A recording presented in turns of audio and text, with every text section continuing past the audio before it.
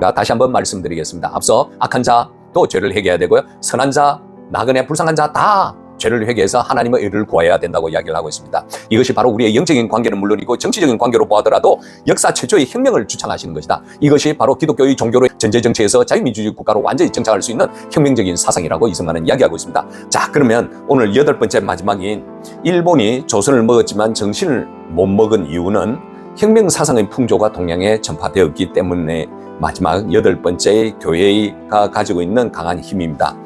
이승만 대통령 혁명이라고 하는 것은 백성들이 골기해서 정부를 정복하고 자기들의 뜻대로 새로운 체제를 조직하는 것을 혁명이라고 이야기를 하고 있습니다.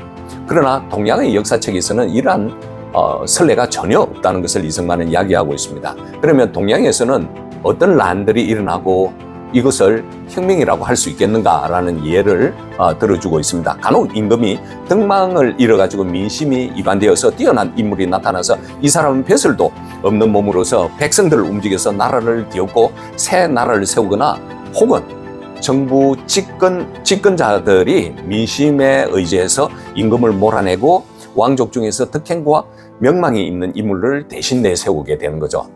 그래서 이승만은 이렇게 이야기를 하고 있습니다. 이는 임금을 바꾸고 그 임금이 다스리던 일정한 기간만 끝낸 것이지 정부의 제도나 국권의 주장을 바꾼 것이 아니다. 그래서 서양 사람들의 이러한 모습들을 보고 어떻게 비평을 했냐. 동양 사람들은 천성적으로 전제 정치가 잘 맞기 때문에 애초부터 정치혁명이라는 것 자체도 모르지만 앵글로색슨은 아시죠? 앵글로색슨은 자유평등 사상을 가지고 태어났기 때문에 서양 역사에만 혁명이 나타나는 것이다 라고 자기들 자랑하는 거예요. 서양 사람들은. 자, 중요한 이야기를 합니다. 이승만 대통령은 그러나라고 합니다. 무엇이 그러나입니까?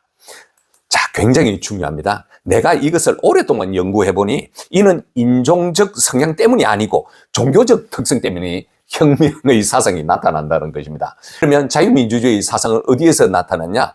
바로 종교적 특성 때문에 나타났다는 것을 이승만 대통령이 이야기하고 있습니다. 인종적인 성향 때문이 아니라는 거죠. 동서양 종교를 연구하는 사람은 모두가 내가 보았던 것을 옳다고 여길 것이다 라고 했습니다. 그러면서 첫 번째 우리나라 유교에 대해서만 말해보더라도 공자께서는 천종지성이라는 것은 하늘에서 거룩한 사람을 보냈다는 것입니다. 천종지성으로 태어나서 천환천하, 교화를 위해서 천하각지를 돌아다니는 사람을 천환천하 하면서 수신제가 평천하하는 도를 세상에 공자가 이렇게 전했죠. 그때마다 모든 나라들은 그 말씀은 너무 좋습니다 라고 했지만 모든 나라의 임금들을 찾아보고 공자가 전할 때 그 도를 행하라 라고 했지만 좋다고만 말로만 하지 그 도를 능히 본받으려고 하는 임금은 전혀 없었다. 세상에서 시행되지도 않아서 부득이 공자가 물러나서 이제 글로 쓰면서 논어 그러한 책들을 많이 썼죠. 그죠? 그러한 글들로서 전하기 시작했습니다. 그 글의 취지는 모두 세상의 임금이 된 사람들이 자기가 말하는 어질고 높은 사상을 본받아 그대로 시행을 하게 된다면 무왕과 같이 이제 무왕이라는 사람 뒤에 이제 언급하고 있습니다. 백리밖에 되지 않는 작은 땅을 가지고 있어도 덕화를 널리 펴서 세상의 모든 나라 사람이 그 나라 사람이 되어서 복종하게 된다라고 하는 것이죠. 천하를 통일하여 요순의 태평성대를 회복할 수 있게 되리라고 착각을 한다는 거죠. 이 사상으로 말하면 위에 있는 한두 명을, 이 사상은 특징이 뭐냐? 한두 명을 가르쳐 아래의 만민을 잘 다스리게 하는 것을 가장 크게 내세우는 것입니다. 유교가요. 만일 통치자가 이를 행하지 못한다면 다른 어떠한 방법도 없어가지고 가만히 앉아서 좋은 천운이나 기다릴 뿐이라는 거죠. 그러므로 이 종교를 숭상하는 세상에서는 영원히 혁명 사상이 생길 수 없는 것이다 라고 이야기합니다.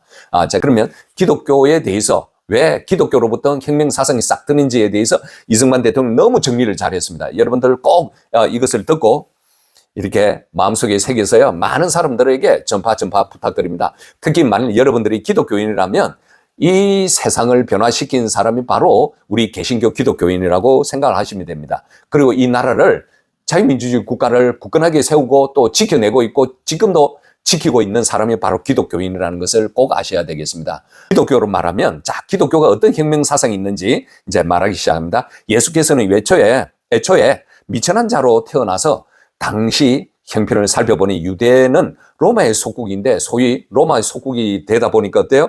집권자들은 로마 세력에 의지해서 불공평하게 백성을 괴롭히기 시작하고 다스리기 시작합니다. 서기관들과 세리들은 세력을 믿고 간악한 꾀를 뿌리기 시작합니다. 유대교의 교회의 특징은 하나님을 섬긴다고 하나 그들은 모세의 율법을 숭상해가지고 외형과 형식으로만 하나님을 숭배해 왔습니다. 그리고 그들은 긴 옷을 입고 제작거리에서 인사받기를 좋아하면서 중언부언한 기도를 오래 하는 것으로 거짓 의로운 척을 한다는 거죠. 위선적인 모습이 많았다는 거죠. 부유한 자들은 그럴듯하게 포장을 해가지고 자선 사업을 행하고요. 남에게 보이기 위해서 나팔을 불려고 하지만 속으로는 과부의 집을 빼앗는 자들이었다라고 이야기를 하고 있습니다. 그러므로 예수께서는 이러한 모든 것을 일제히 혁신하기 위해서 권력과 재산을 가진 자들이며 명망과 학식이 있다고 하는 자들을 곳곳에서 탄핵해서 모든 악한 자들을 하여금 그 죄악을 자복하게 하고 참 마음으로 하나님 앞에 나오기를 권하였습니다. 그러나 예수님께서 그러면 악한 자에게 어떤 모습, 선한 자들에게 어떤 착한 사람들에게 과부와 어린아이들, 나그네들에게 또 어떤 모습이었는지 보시면 똑같다는 것을 알게 됩니다. 그것은 바로 악한 자들은 그들이 죄를 자복하고요. 참 마음으로 하나님 앞으로 나와서 회개하라는 것입니다. 그렇게 해서 새 사람이 되라는 것이 바로 기독교의 정신이고 이것이 혁명사상이랍니다. 한편으로 이제 불쌍한 자들, 병든 자, 죄에 빠진 자, 가엾게 이제 여겨주면서 도와주고 그들을 고쳐주고 동물을 삼으시고 같이 다니시면서 제자도 삼으시고요. 베드로 같이 이렇게 어부들도 학식이 많지 않는 그들도 이렇게 제자를 삼으셨다는 거죠. 자기의 뒤를 또 따르라고 하시면서 예수님께서는 이렇게 이제 성경에서 말씀하시죠. 나는 의로운 자를 구하러 온 것이 아니요 이스라엘의 잃은 양을 찾으러 왔다라고 합니다. 또 예수님께서 이렇게 말씀하고 있습니다. 건강한 사람은 의사가 필요 없지만 병든 자들은 의사가 필요하다라고 하셨습니다. 이렇게 예수님은 33년 동안 전도하신 것은 신분이 낮은 백성들로 하여금 죄악을 버리고 하나님의 의를 구하게 하려는 것이다. 그러니까 앞서 악한 자들도 어때요? 죄악을 버리고 하나님께 다가오라는 것입니다. 그리고 그들의 악한 모습을 다 없애버리고 새로운 사람이 되라는 거죠. 마찬가지로 신분 낮은 사람도 자신들의 죄악을 버리고 하나님의 의를 구하라고 이야기를 하고 있습니다. 이것이 바로 혁명 사상입니다. 악한 자만 변화해야 되는 것이 아니라 불쌍하고 병든 자, 죄에 빠진 모든 자, 우리 같은 사람들도 하나님 앞에서 죄를 해결하고요, 의를 구해야 된다는 것을 이승만 대통령은 이야기를 하고 있습니다. 이것이 바로 혁명사상이라는 것입니다. 자, 다시 한번 말씀드리겠습니다. 앞서 악한 자도 죄를 회개해야 되고요. 선한 자, 나그네, 불쌍한 자 다 죄를 회개해서 하나님의 의를 구해야 된다고 이야기를 하고 있습니다. 이것이 바로 우리의 영적인 관계는 물론이고 정치적인 관계로 보더라도 역사 최초의 혁명을 주창하시는 것이다. 이것이 바로 기독교의 종교로 인해서 자유민주주의의 나라라는 제도를 완전히 정착할 수 있는, 전제정치에서 자유민주주의 국가로 완전히 정착할 수 있는 혁명적인 사상이라고 이승만은 이야기하고 있습니다. 여러분들 해방신학의 혁명사상을 이야기하면 절대 안 됩니다.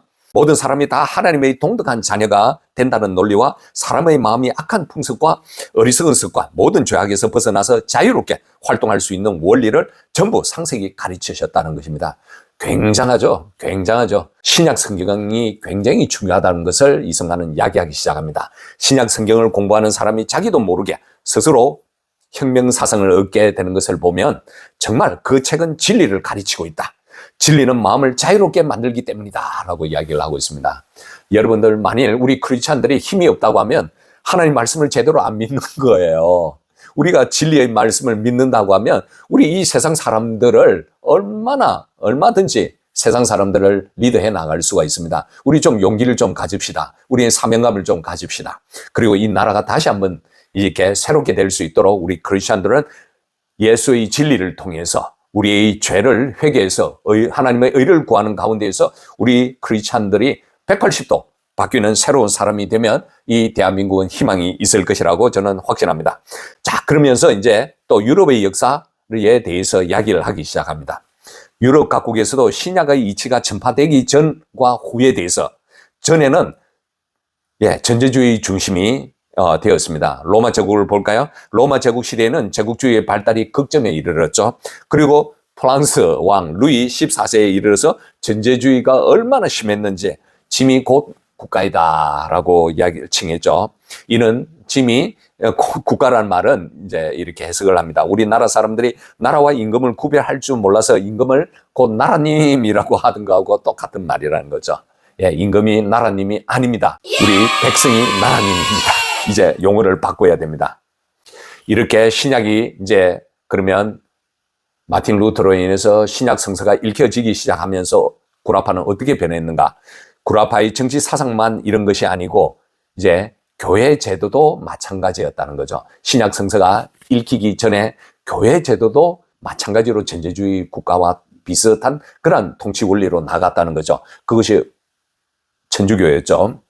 자, 교황이 자리를 차지해서 온 세상을 모두 로마 교회로 종속시키고 자기가 하나님의 명령을 대신해서 전제로 다스린다고 하였다. 심지어 각국의 제왕들도 그의 무릎 앞에 복종하였다. 신약 성서의 말씀을 어때요? 교황이 감추고 보지 못하게 함으로 해서 어떤 폐해가 생기냐?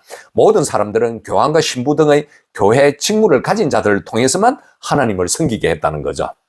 지금은 우리 개신교는 어떻죠? 하나님과의 1대1로의 관계로 하나님 앞에서 우리가 죄회개하는 것도 우리가 1대1로 하는 것입니다.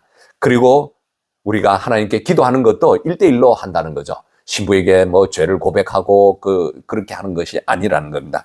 그러면 직접 기도를 드리거나 죄 사함을 구하지 못하게 이렇게 했다는 거죠. 사람의 마음은 어리석은 말과 요망하고 사악한 의도를 가지고 겹겹이 속박해서 심지어 돈을 받고 죄를 용서하며 문서까지 주어서 행악하는 권리를 허락하기에 이르렀다라고 이야기를 하고 있습니다. 이게 뭔지 아시죠? 예, 면죄부죠. 서양 사람들의 전제주의가 동양에 비교하면 오히려 심했습니다.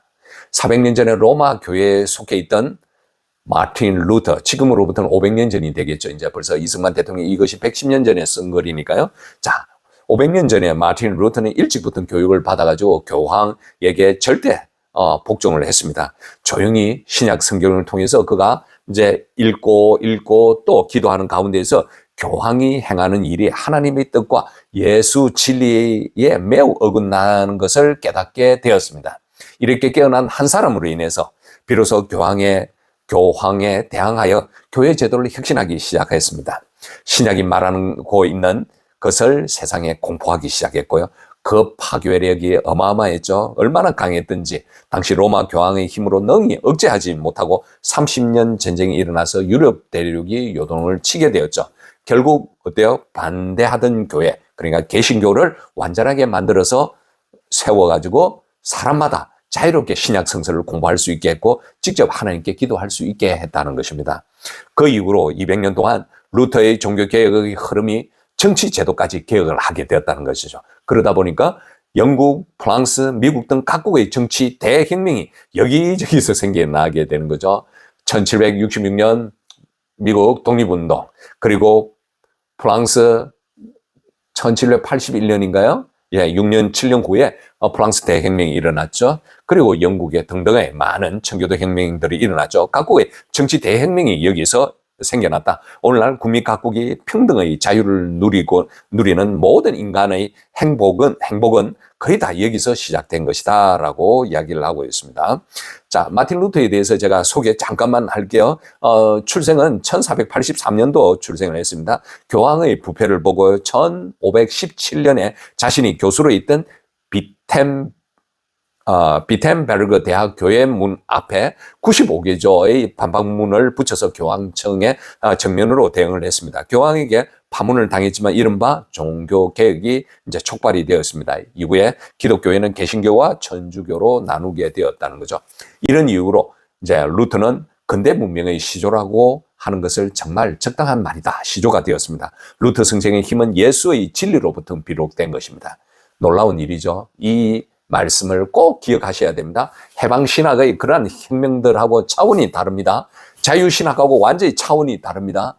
이승만 대통령은 성경을 정확하게 알고 계셨다는 것입니다. 그래서 루터 선생의 힘은 예수의 진리로부터 비롯된 것입니다. 우리가 예수의 진리를 지금도 우리 목사님들이 성도들에게 제대로 가르쳐 준다고 하면 아마 이 나라는 절대 사라지지 않을 것이라고 저는 생각하고 있습니다. 그러므로 로마 교회에서는 지금까지도 신약 성경을 공부하는 것을 허락하지 않으며 천주교를 믿는 나라에서는 신약 성경 보는 것을 금하며 특히나 러시아나 그리고 전제 정치를 받고 있는 이러한 나라들에서 이 책을 전파하는 것을 일체 금지하고 있다. 이는 다 성경에 자유평등 사상이 들어있기 때문이라고 이야기를 하고 있습니다. 그러면서 기독교가 동양에 전파될 때 어떤 상황이었냐고 이제 역사적인 흐름을 또 설명하고 있습니다.